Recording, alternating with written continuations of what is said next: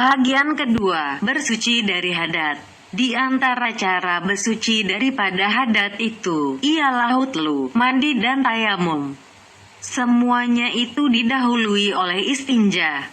Maka akan kami bentangkan semuanya itu secara berturut-turut, serta dengan adab dan sunatnya.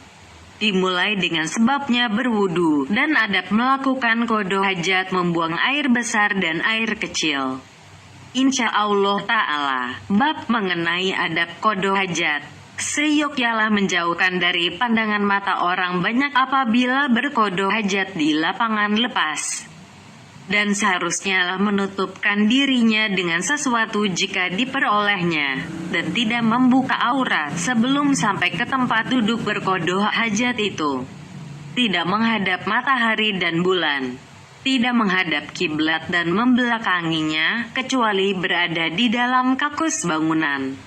Tetapi mengelakkan dirinya dari kiblat itu adalah lebih baik juga meskipun di dalam kakus. Dan kalau ia menutupkan dirinya pada lapangan lepas dengan kendaraannya, maka itu boleh.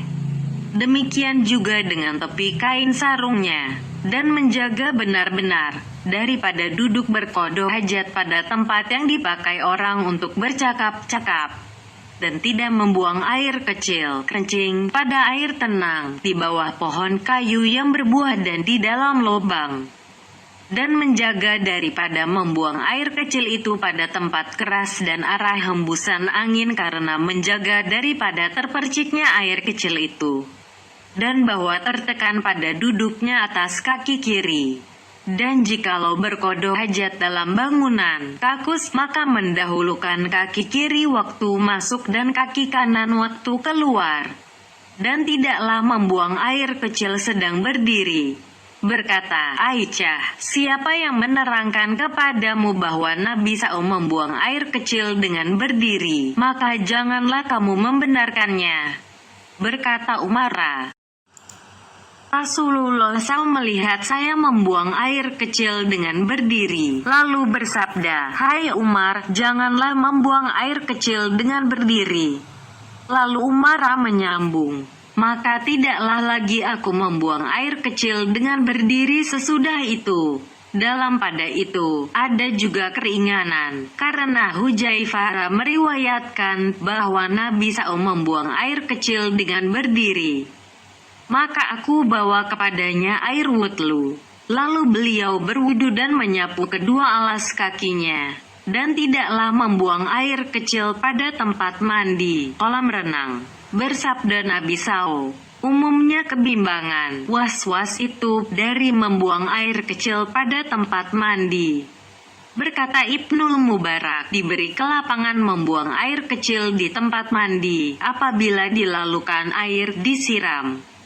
Demikian diterangkan oleh At-Tirmidzi. Bersabda Nabi SAW, janganlah membuang air kecil seorang kamu pada tempat permandian, kemudian berwudu padanya. Karena umumnya kebimbangan hati itu daripadanya. Berkata Ibnul Mubarak, kalau air itu mengalir, maka tidak mengapa. Dan tidaklah membawa ke tempat berqada hajat sesuatu yang ada padanya nama Allah atau nama Rasul SAW, dan tidaklah masuki kakus dengan kepala terbuka, dan membaca ketika masuk dengan nama Allah. Aku berlindung dengan Allah dari najis yang kotor, lagi keji yang dikejikan setan yang terkutuk. Dan membaca ketika keluar, segala pujian bagi Allah yang telah menghilangkan daripadaku apa yang menyakitkan aku dan mengekalkan bagiku apa yang bermanfaat kepadaku. Dan adalah pembacaan ini ketika berada di luar tempat membuang air, dan menyediakan batu untuk istinja sebelum duduk, dan tidak beristinja dengan air pada tempat melakukan qada hajat. Dan berusaha Allah menghabiskan keluar air kecil dengan berdehem-dehem dan bersin 3x dan melakukan tangan di bawah kemaluan.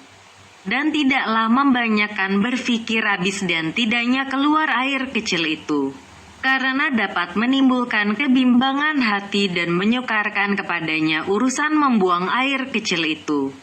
dan apa yang dirasakannya ada basah, maka hendaklah diperkirakannya itu sisa air. Kalau tidak juga menyenangkan hatinya, maka hendaklah diperciknya air ke tempat itu, sehingga kuatlah keyakinannya yang demikian. Tidaklah kiranya ia dipengaruhi setan dengan kebimbangan hati itu. Pada hadits tersebut bahwa Nabi SAW berbuat demikian, yaitu memercikkan air. Yang paling mudah membuang air kecil ialah orang yang lebih berpaham. Maka kebimbangan hati itu menunjukkan kepada kekurangan paham. Pada hadits yang diriwayatkan Salman Ra tersebut bahwa kami diajarkan oleh Rasulullah SAW tiap-tiap perkara sampai kepada bersuci daripada hadat. Maka disuruhnya kami tidak beristinja dengan tulang dan berak keras. Dilarangnya kami menghadap kiblat waktu membuang air besar atau air kecil. Berkata seorang laki-laki kepada setengah sahabat Nabi saudari orang Arab yang telah berselisih paham dengan dia, "Aku tidak menyangka engkau pandai bersuci dari hadat." Maka menjawab sahabat itu, "Ya, saya pandai. Sungguh-sungguh saya pandai dan mengetahui betul. Saya jauhkan bekas-bekasnya, saya sediakan alat pembersihannya, saya menghadap ke Asisy, saya membelakangkan angin.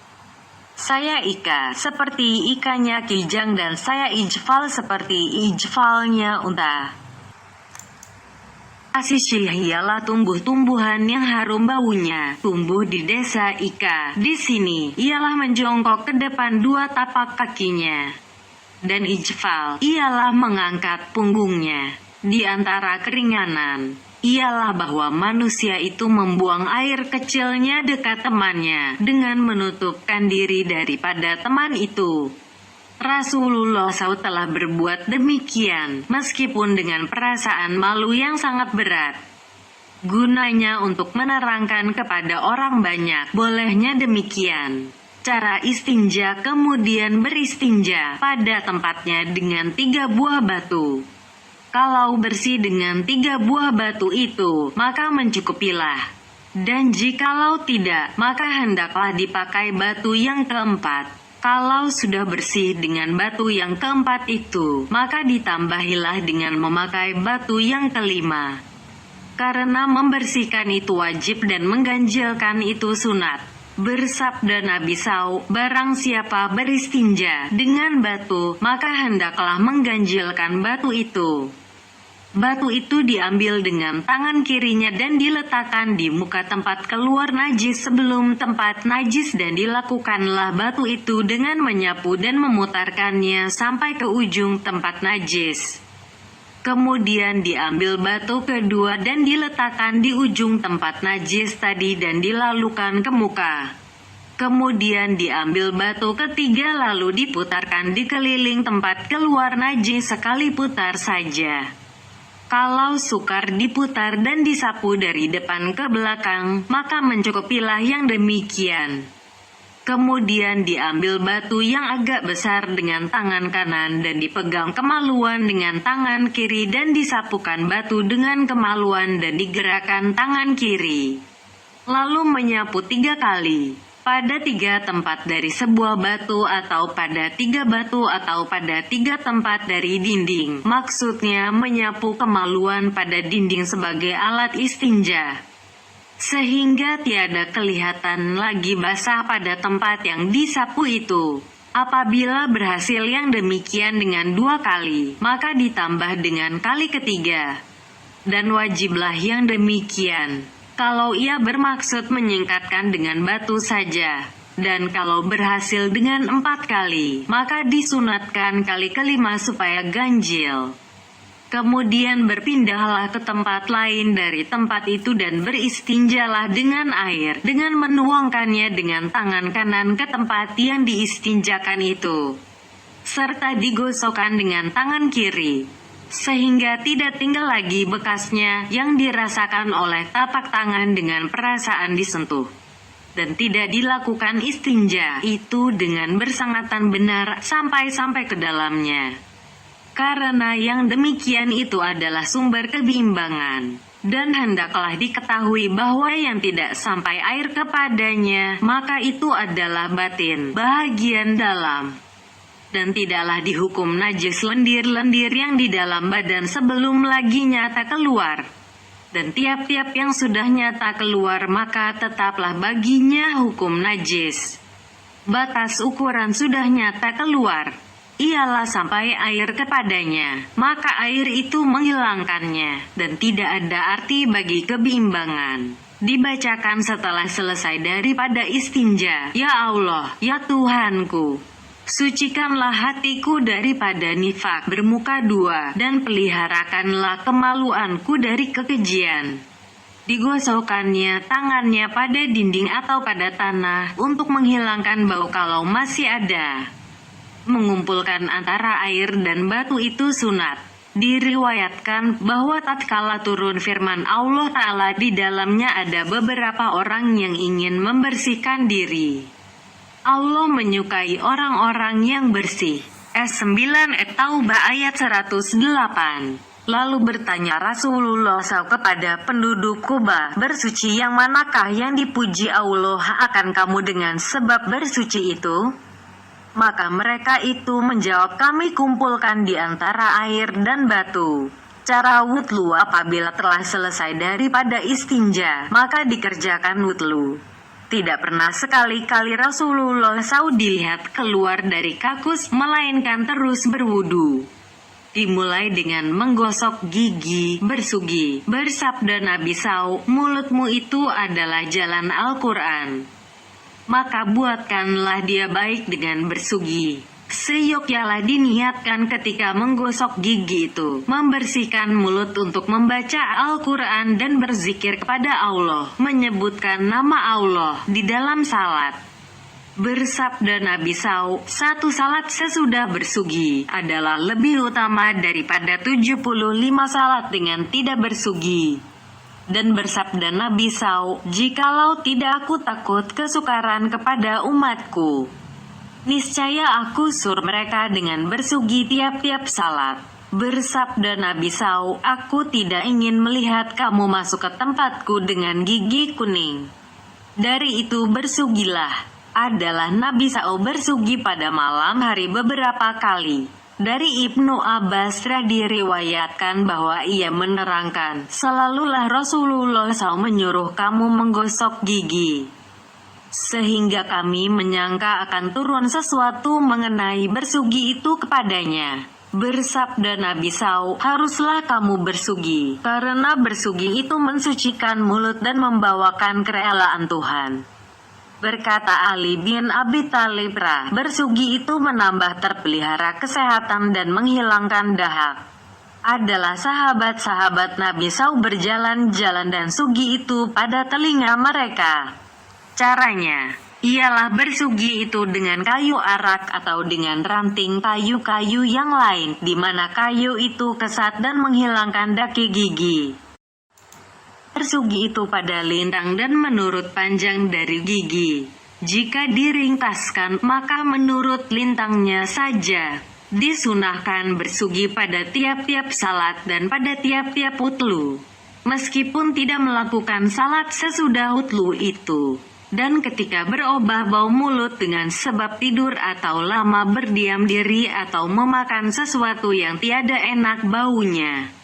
Kemudian, setelah selesai daripada bersugi, duduklah untuk berwudu dengan menghadap kiblat dan membacakan Bismillahirrohmanirrohim. Bersabda Nabi SAW, tiada wudhu bagi siapa yang tiada membaca Bismillah, artinya tiada wudhu yang sempurna, dan membaca doa ketika itu, yaitu, aku berlindung dengan Engkau daripada gangguan setan dan aku berlindung dengan Engkau ya Tuhan daripada kedatangan setan itu kepadaku. Kemudian membasuh kedua tangan 3x sebelum memasukkannya ke dalam tempat air, dan membacakan doa yang bunyinya, ya Allah ya Tuhanku, aku bermohon kepadamu kebahagiaan dan keberkatan, aku berlindung dengan Engkau daripada kecelakaan dan kebinasaan. Kemudian diniatkan mengangkat hadat atau membolehkan salat dan mengekalkan niat itu sampai kepada membasuh muka. Jikalau lupa berniat ketika pada muka, niscaya tidak boleh. Kemudian, mengambil air dengan tangan kanan untuk mulut, maka berkumur-kumurlah dengan air tadi 3 kali dan memasukkannya ke lubang mulut. Kecuali berpuasa, maka hendaklah dengan pelan-pelan saja. Dan bacakan doa yang bunyinya, "Ya Allah, ya Tuhanku, tolonglah aku untuk membaca kitab-Mu dan membanyakkan zikir kepadamu." Kemudian, mengambil lagi air untuk hidung dan memasukkan air ke hidung, istinsyak 3 kali, lalu menaikkan air itu dengan nafas ke rongga hidung, dan mengeluarkan apa yang ada di dalam rongga hidung. Seraya membaca ketika menghisapkan air tadi, doa yang berbunyi, "Ya Allah, ya Tuhanku, adakanlah untukku bau sorga dan Engkau rela kepadaku."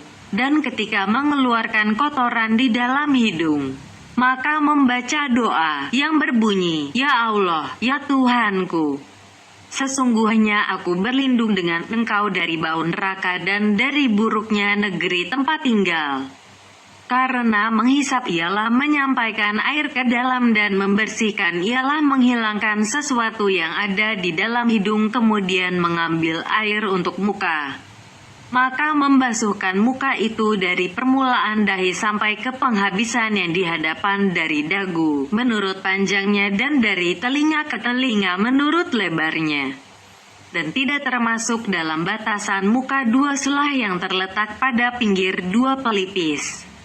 Kedua selai itu adalah bahagian dari kepala, dan air itu disampaikan ke tempat andam, yaitu apa yang dibiasakan kaum wanita memotongnya, yakni sekedar yang ada pada tepi muka, di mana diletakkan ujung benang atas puncak telinga dan ujungnya yang kedua pada sudut pelipis. Dan disampaikan air kepada tempat tumbuh bulu yang 4, 2 alis mata, 2 kumis, 2 jambang dan bulu-bulu mata, karena bulu-bulu tersebut adalah biasanya tipis. Dan 2 bulu jambang, yaitu yang sepentang dengan 2 telinga dari permulaan janggut. Dan wajiblah disampaikan air kepada pangkal-pangkal janggut yang tipis, yakni yang termasuk bahagian muka. Adapun janggut yang tebal maka tidak diwajibkan, dan bulu yang tumbuh di antara bibir bawah dan dagu dihukum seperti hukum janggut tentang tebal dan tipisnya.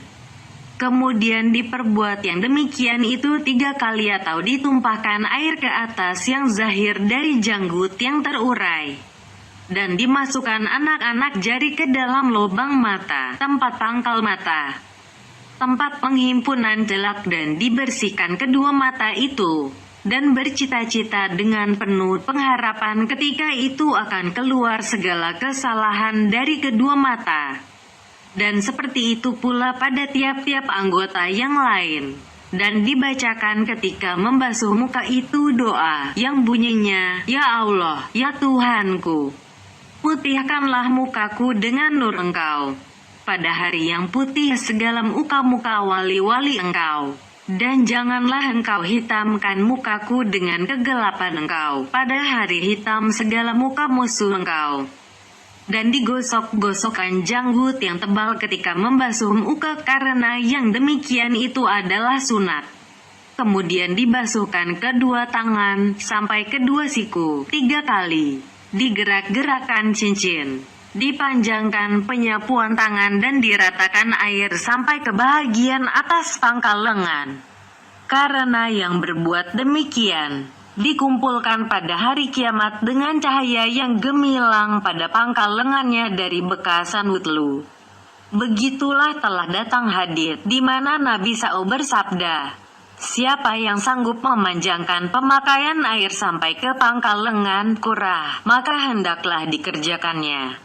Dan diriwayatkan bahwa pakaian itu sampai ke segala tempat wutlu, dimulai dengan tangan kanan, seraya dibacakan doa yang bunyinya, "Ya Allah, ya Tuhanku, Berikanlah akan daku kitabku pada tangan kananku dan hitunglah kiranya amalanku, hisab dengan kiraan yang mudah.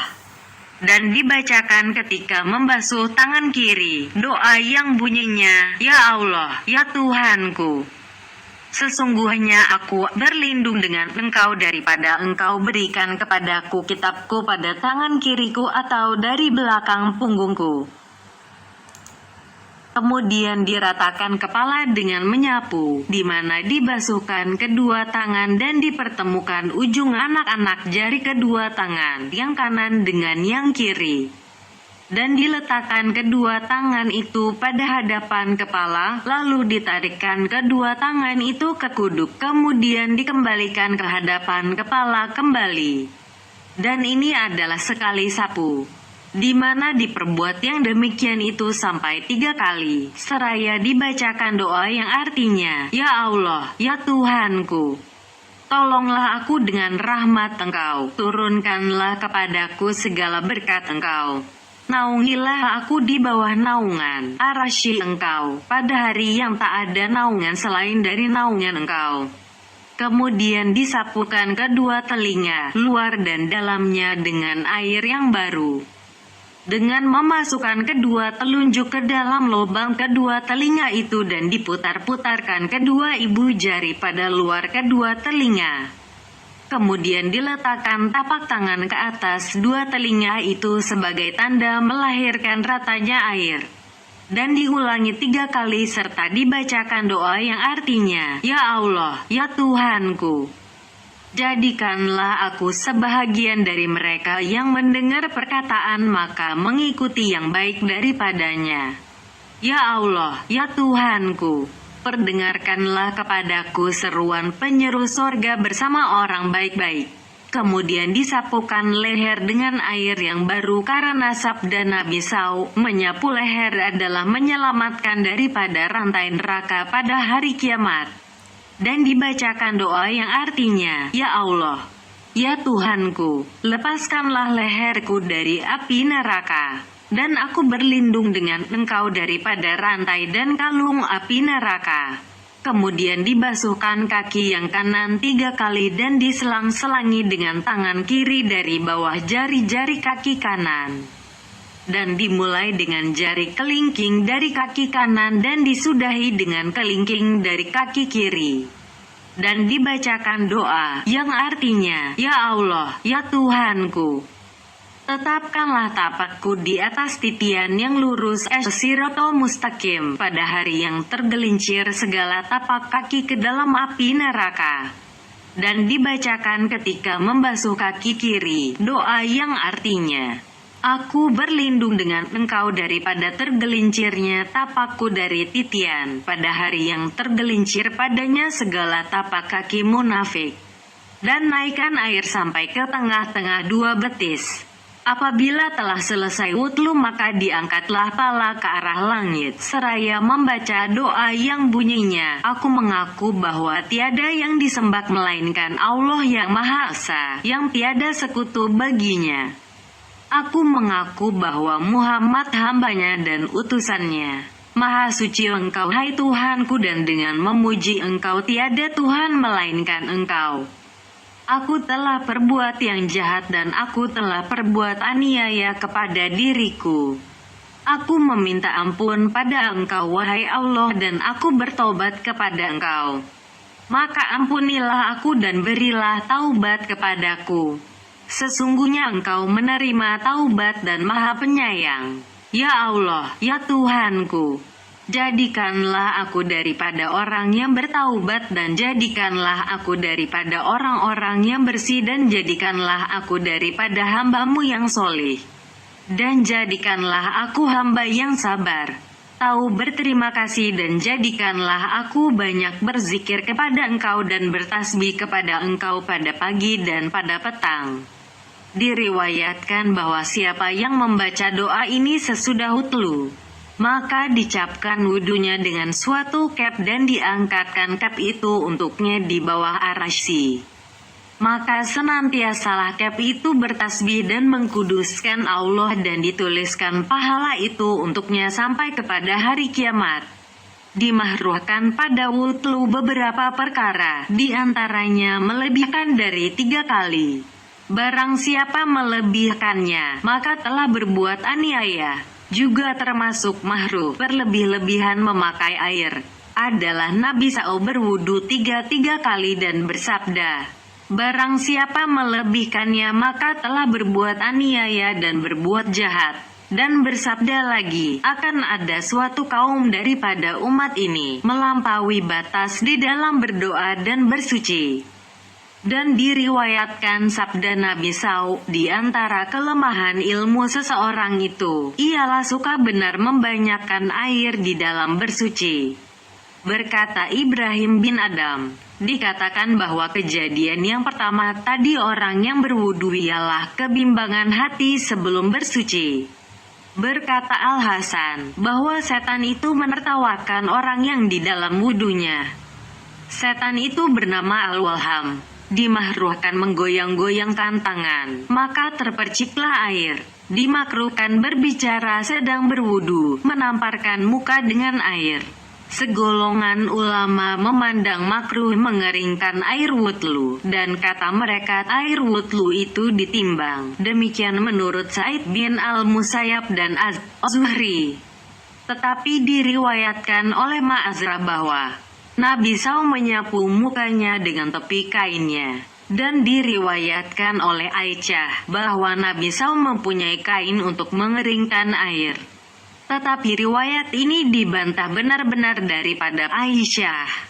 Dimakruhkan berwudu dari bejana air tembaga kuning dan dengan air yang panas dengan matahari. Makruhnya itu dipandang dari segi kedokteran. Diriwayatkan daripada Ibnu Umar dan Abu Hurairah akan makruhnya bejana tembaga kuning itu. Dan berkata setengah mereka, aku serahkan kepada Syu'bah air di dalam bejana tembaga kuning, maka enggan ia berwudu daripadanya. Dinukilkan makruh yang demikian itu dari Ibnu Umar dan Abu Hurairah. Tatkala telah selesailah daripada berwudu dan menuju kepada salat, maka hendaklah terlintas di hati bahwa ia telah suci zahiriyahnya. Dan zahiriyah itu adalah tempat pandangan orang ramai. Maka seyuknyalah ia merasa malu bermunajah, berbicara dengan berbisik dengan Allah Ta'ala tanpa mensucikan hatinya, yang menjadi tempat pandangan Tuhan yang Maha Suci. Dan hendaklah ia yakin bahwa kesucian hati itu dengan bertaubat menjauhkan diri daripada budi pekerti yang tercela. Dan bertingkah laku dengan budi pekerti terpuji adalah lebih utama. Orang yang menyingkatkan kepada kesucian zahiriyah saja adalah seumpama orang yang bermaksud mengundang seorang raja ke rumahnya, di mana rumahnya itu dibiarkan penuh dengan kotoran dan hanya bergiat mencat pintu luar dari rumah. Alangkah tepatnya orang yang seperti lelaki ini mendapat cacian dan makian.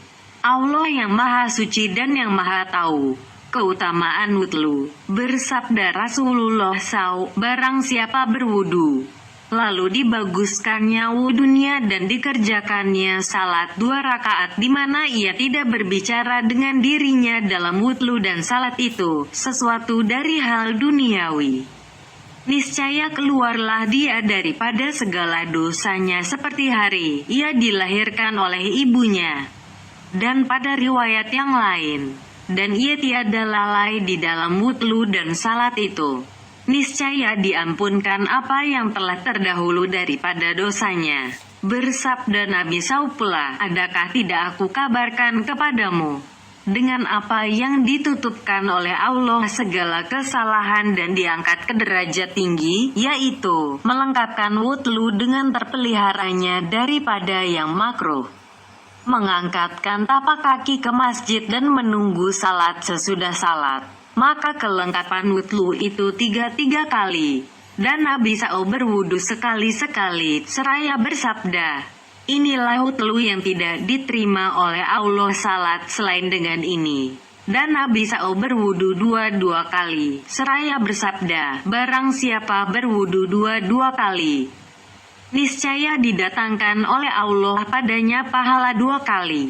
Dan Nabi Sa'u berwudu 3 kali, seraya bersabda, inilah wudluku dan wudlu nabi-nabi sebelumku dan wudlu kesayangan Tuhan, Ibrahim Mas. Bersabda Nabi Sa'u, barang siapa mengingati Allah ketika berwudu, niscaya disucikan oleh Allah tubuhnya seluruhnya. Dan barang siapa tiada mengingati Allah, niscaya tiada disucikan oleh Allah daripada tubuhnya selain yang kena air saja. Bersabda Nabi Sa'u, barang siapa berwudu, di mana ia masih di dalam suci, wudlu, niscaya dituliskan Allah baginya 10 kebaikan. Bersabda Nabi Sa'u, berwudu di atas wudlu, artinya, masih lagi ada wudlu, maka itu adalah nur di atas nur. Hadits tadi semuanya adalah mengajak supaya membarukan wudlu, meskipun masih ada wudlu.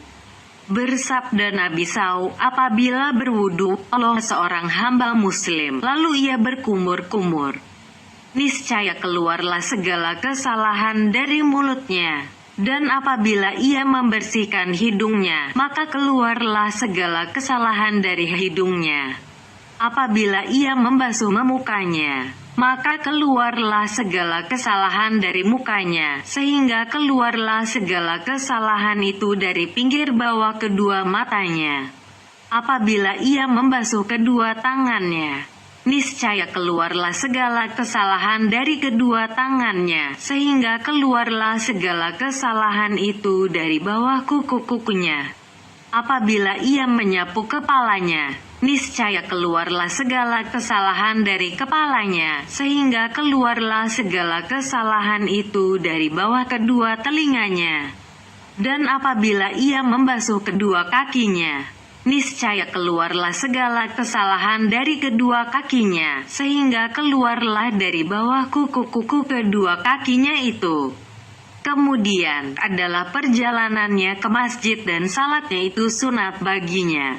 Diriwayatkan bahwa Nabi Sa'u bersabda, sesungguhnya orang yang bersuci itu adalah seperti orang yang berpuasa.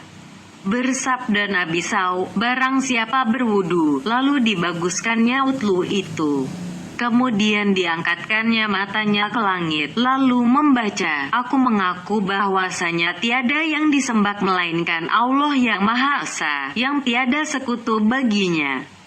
Dan aku mengaku bahwa Muhammad hambanya dan rasulnya, niscaya dibukakan baginya pintu surga 8, ia masuk kemana yang disukainya. Berkata Umar, sesungguhnya wudlu yang baik mengusirkan setan daripada engkau. Berkata Mujahid, barang siapa sanggup tiada tidur malam, selain dia di dalam keadaan suci, berzikir dan bermohon keampunan Allah, maka hendaklah ia berbuat. Maka sesungguhnya segala nyawa itu dibangkitkan di dalam keadaan waktu dia diambil dahulu. Cara mandi, yaitu meletakkan tempat air di sebelah kanan, kemudian membaca bismillah, membasuhkan kedua tangan 3 kali, kemudian beristinja seperti yang telah diterangkan dahulu caranya, dan membuang najis pada badan jikalau ada, kemudian berwudu seperti wudunya untuk salat, sebagaimana telah kami terangkan dahulu, kecuali membasuh kedua tapak kaki, maka dikemudiankan. Karena membasuh kedua tapak kaki itu, kemudian meletakkan di atas tanah, adalah membuang-buang air saja. Kemudian menuangkan air ke atas kepala 3 kali, kemudian ke pihak kanan 3 kali. Kemudian ke pihak kiri 3 kali, kemudian menggosok bagian depan dan bagian belakang dari badan dan menyelang-nyelangi dengan anak jari rambut, kepala dan janggut, dan menyampaikan air kepada pangkalnya, baik yang tebal atau yang tipis.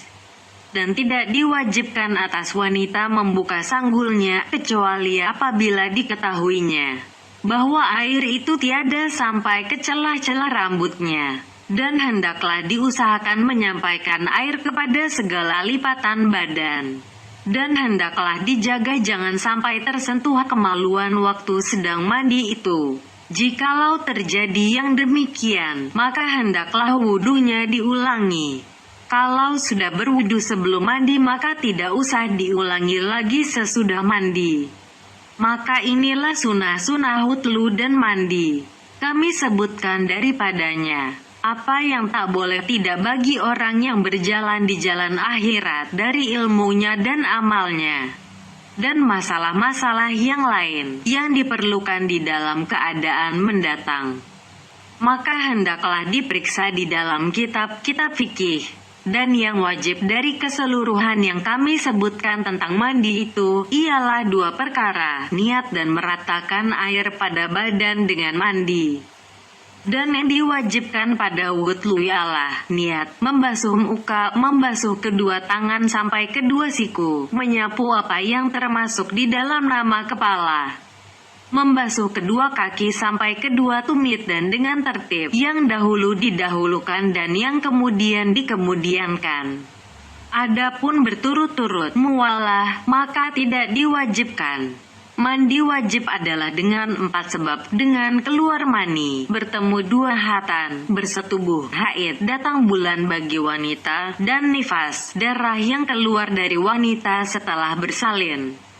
Selain daripada mandi tadi adalah sunat, seperti mandi 2 hari raya, mandi Jumat, mandi pada hari-hari besar, mandi ihram, mandi wukuf di Arafah dan di Musdalifah, mandi karena masuk Makkah, mandi pada 3 hari tasyrik, mandi untuk tawaf wada, menurut kata sebahagian ulama, mandi bagi kafir apabila masuk Islam yang belum pernah berjunub, mandi orang gila apabila telah sembuh daripada gilanya, dan mandi bagi orang yang memandikan mayat. Maka semuanya itu adalah sunat hukumnya. Cara tayamum, orang yang berhalangan memakai air karena ketiadaan air setelah dicari, atau ada halangan daripada berwudu karena binatang buas atau orang yang menahan, atau air yang ada padanya diperlukan untuk diminum karena kehausannya sendiri atau kawannya, atau air itu kepunyaan orang lain dan tidak dijualnya kecuali dengan harga yang tidak pantas, atau ada padanya luka atau penyakit yang ditakuti daripada memakai air itu akan kerusakan anggota tubuh atau bertambah penyakitnya. Maka seyogyanya bersabar sampai masuklah waktu salat fardu. Kemudian menujulah pada tanah yang baik, di mana bahagian atasnya ada debu yang suci, bersih dan halus, kira-kira debu dapat berterbangan daripadanya. Lalu ditepukan kedua tapak tangannya atas debu itu dengan anak-anak jarinya yang dirapatkan. Kemudian disapukan dengan kedua tapak tangannya akan seluruh mukanya 1 kali, dan diniatkan ketika itu membolehkan salat istibahah, dan tidak diberatkan dengan menyampaikan debu itu ke bawah bulu-bulu, baik yang tipis atau yang tebal. Dan hendaklah diusahakan supaya meratalah kulit mukanya dengan debu. Dan yang demikian itu berhasil dengan sekali tepukan tangan saja, karena lebar muka itu tiada lebih daripada lebar kedua tapak tangan. Dan mencukupilah pada meratanya debu itu dengan berat dugaan dan saja. Kemudian membuka cincin, kalau ada di jari, lalu menepuk kali kedua dengan merenggangkan anak-anak jari. Kemudian mempertemukan punggung anak-anak jari tangan kanan dengan perut anak-anak jari tangan kiri, kira-kira tidak melewati tepi ujung anak-anak jari itu dari satu pihak, daripada telunjuk dari pihak yang satu lagi. Kemudian melalukan tangannya yang kiri, di mana diletakkannya itu, di atas lengannya yang kanan sampai ke siku.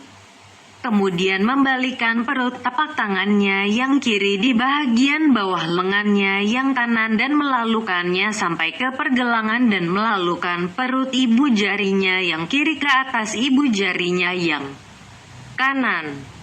Kemudian diperbuatkan dengan yang kiri begitu pula. Kemudian disapukan kedua tapak tangannya dan diselang-selangi di antara anak-anak jarinya.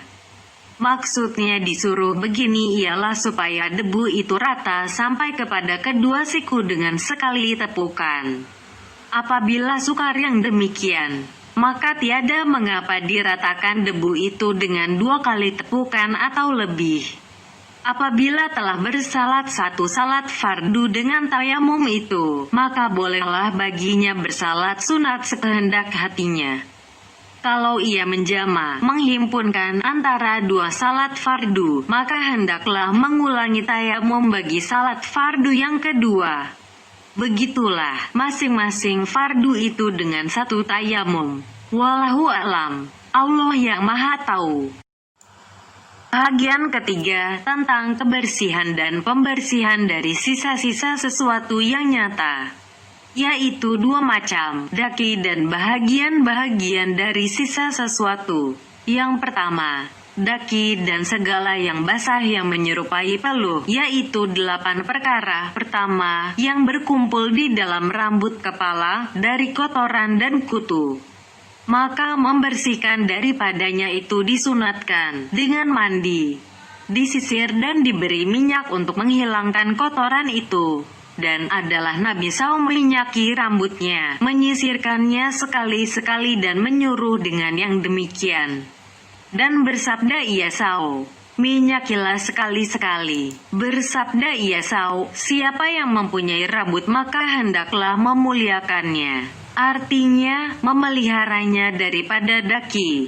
Datang menghadap Nabi SAW, seorang laki-laki yang rambutnya kusut-musut, janggutnya centang perenang. Maka bersabda Nabi SAW, apakah orang ini tidak mempunyai minyak untuk membereskan rambutnya? Kemudian Nabi SAW terus menyambung, salah seorang kamu masuk seolah-olah seperti setan. Kedua, daki yang berkumpul dalam lipatan-lipatan telinga, dengan disapu, hilanglah yang zahir daripadanya. Dan yang terkumpul di dalam lubang telinga itu, maka seyogyanya dibersihkan dengan pelan-pelan ketika keluar dari kamar mandi. Karena apabila daki itu banyak, kadang-kadang membawa melarat kepada pendengaran. Ketiga, yang berkumpul di dalam hidung, daripada benda-benda basah dan keras yang melekat pada tepi-tepi hidung. Menghilangkannya adalah dengan menghisap air ke hidung, istinsyak, dan dengan membersihkan air tersebut istinsar.